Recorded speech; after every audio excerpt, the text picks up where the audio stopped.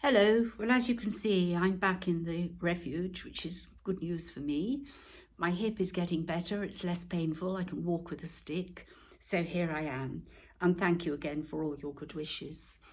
Um, a lot of you have asked me, have we resolved the problems with Spanner? No, we haven't. Through no fault of mine. If you remember, I was served with legal papers, or attempted to be served. And of course, I wouldn't accept service until it was done through the proper channels here in Morocco, and I'm still waiting. So as far as I know, the matter is still in the hands of solicitors, and I can't write directly to them, or I would be entering the jurisdiction. Those are all sort of legal issues which need sorting out elsewhere. But no, I have no news yet.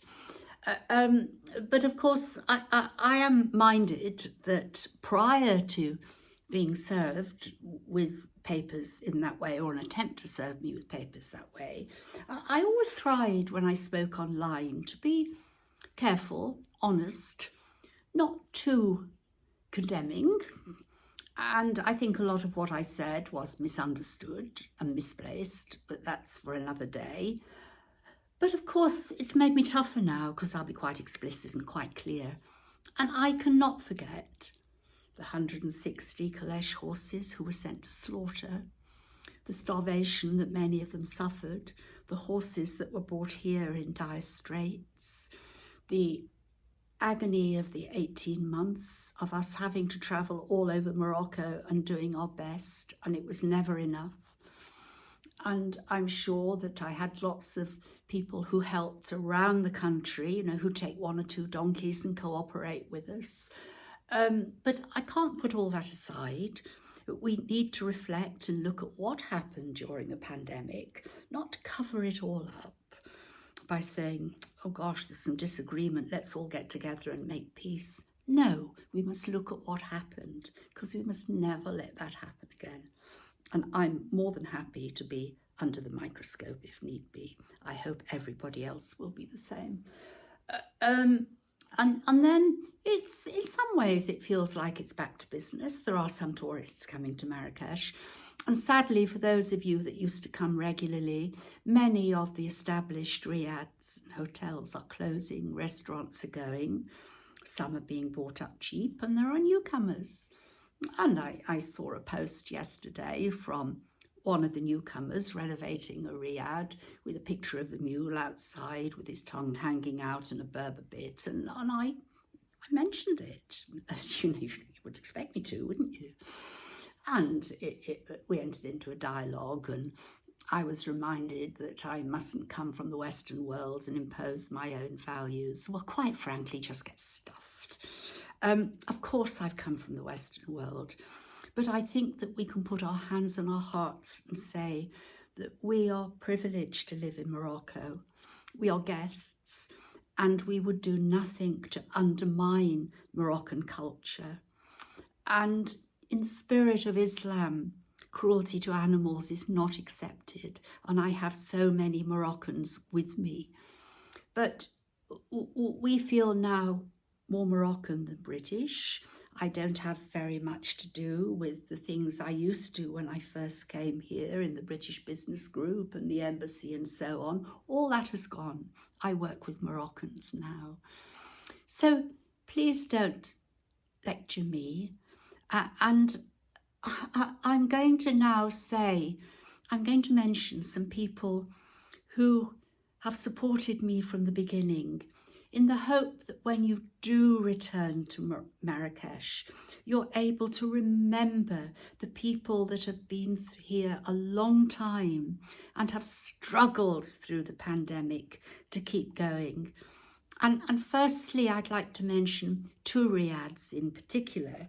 They're both owned by women from Edinburgh who live between Edinburgh and Marrakesh. It's Riad Linda and Riad Shaden. And Linda Lyons owns Riad Linda, and she and her husband also run a very successful olive oil business in England called Morocco Gold. And Shona Lyons owns and runs Riad Shaden. And they are known for their friendliness, their hospitality. And I can say, hand on heart, knowing both of them, they have never, ever done anything to undermine Moroccan culture. So if you stay there, you get a true Moroccan experience. They love their staff work for them very well, and you get true Moroccan cuisine and true Moroccan decoration and the full Moroccan experience, and advice where to go to value Morocco, and that's why we're here. There are other people as well. Michelle Provost has been a friend of ours since day one, and I still owe Michelle a great deal. And she runs Riyad Asakina, and I know it's been tough, it's been closed. And those of you that have been before and know the Riyadh, remember them when you come back. These are the people that really matter, that built the Medina that we got to know and love. There are some businesses as well that support us. Casbah Clothing, for example, you'll see it on Facebook and Instagram a great deal. And Heather, who is the designer, also has a small hotel complex here outside of Morocco called Riyad Dinari, and they are incredibly well respected.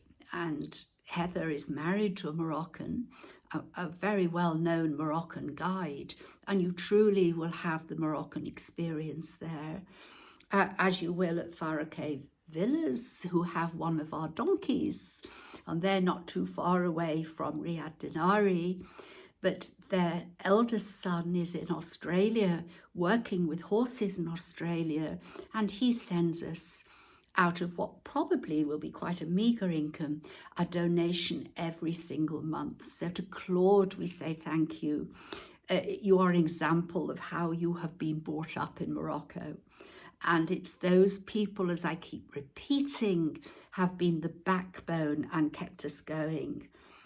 So that there are also travel organisations that have built links with us, but one I must just pull out, and it's called So Morocco, run by Linda Brumfitt, who has been a friend of ours from day one, as indeed is her mother, who I went to school with, and I'm now 77, so you can make of that what you like. We went to the same school in Merseyside, and she has cared profoundly about the working animals in Marrakesh and Morocco, the wider Morocco, and will go the extra mile.